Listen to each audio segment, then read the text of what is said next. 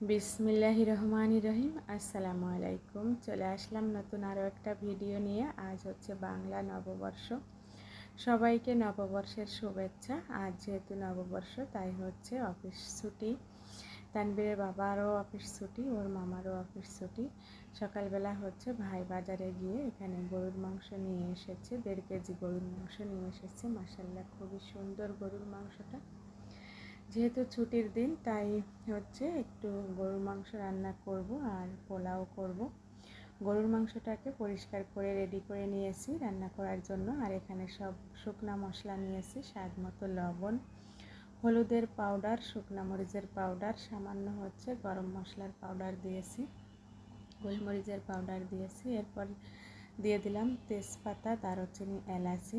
আর এখন দিয়ে দিলাম হচ্ছে পেস্ট করে রাখা মশলা, পেঁয়াজের পেস্ট, আদা রসুনের পেস্ট, জিরা ধনিয়া পেস্ট, সব কিছু আমি পরিমাণ মতোই দিয়ে দিলাম।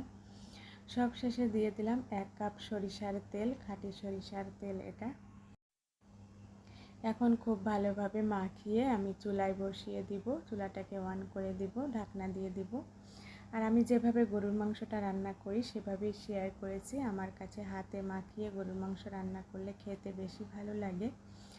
এখন বলক এসে গিয়েছে, একটু নেড়ে দেব যাতে করে নিচে লেগে না যায়। আর আমি কিন্তু কোনো প্রকার পানি অ্যাড করিনি। এখন হচ্ছে আমি চুলার আঁচটাকে মিডিয়াম রেখেছি আর আস্তে আস্তে অনেকটাই পানি বের হচ্ছে। আর এই পানিটা দিয়েই গরুর মাংসটাকে কষিয়ে নিব। এখানে 1.5 কেজি গরুর মাংস, তাই আমি 1.5 চা চামচ পরিমাণে সব মশলা দিয়েছি। আর পেঁয়াজের পেস্টটা একটু বেশি পরিমাণে দিয়েছি। গরুর মাংসটা কষানো হয়ে এসেছে আর একটু তেলটা উপরে উঠে আসলে আমি হচ্ছে আলু দিয়ে দিব। এখন হচ্ছে তেলটা উপরে উঠে এসেছে, এ পর্যায়ে কিছু আলু দিয়ে দিলাম। আর আলুটা আমার ছেলে অনেক লাইক করে, এজন্যই হচ্ছে আলু দিয়ে দিয়েছি। এখন একটু নেড়ে চেড়ে সামান্য একটু পানি দিয়ে আলুটাকেও কষিয়ে নিব।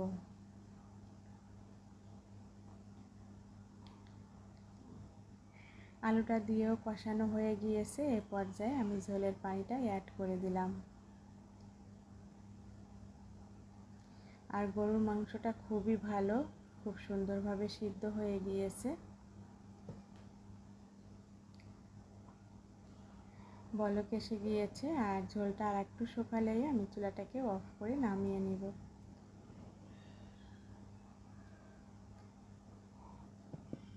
মাশাআল্লাহ রান্নাটা প্রায় হয়ে এসেছে।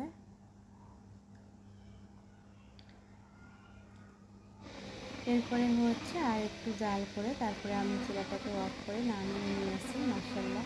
আর আমি কিন্তু বেশি ঝোল রাখিনি, আলু দিয়েই গরুর মাংস ভুনা করে নিয়েছি।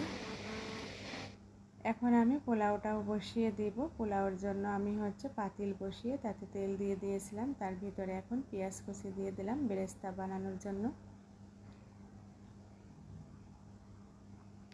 আর গরুর মাংসটাও নামিয়ে রেখে দিয়েছি। আর এখানে আমি পোলার চাউলটাও হচ্ছে ধুয়ে পানি ঝরিয়ে নিয়েছি।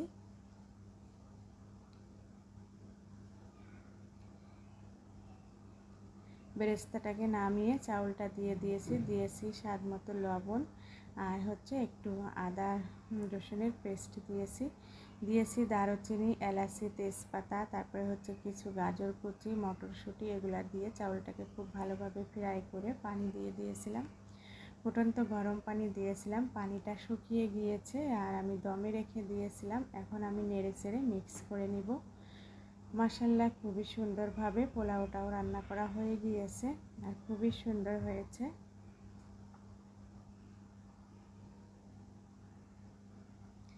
এখন আমি যে বেরেস্তাটা করে রেখে দিয়েছিলাম সেগুলা উপর দিয়ে দিব। বেরেস্তাটা দিলে দেখতে খুবই ভালো লাগে, আবার খেতেও ভালো লাগে।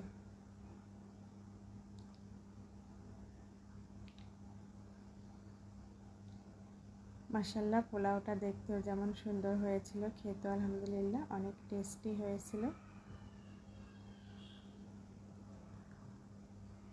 এখন আমার 2টা রান্নাই হয়ে গিয়েছে, এরপরে দুপুরের খাবারটা খেয়ে নিব সবাই মিলে। আলহামদুলিল্লাহ এটা ছিল আমাদের ছুটির দিনের হচ্ছে খাবার, পোলাও আর গরুর মাংস ভুনা। আজ এ পর্যন্তই। আল্লাহ হাফেজ। আসসালামু আলাইকুম। সবার জন্য দোয়া রইল।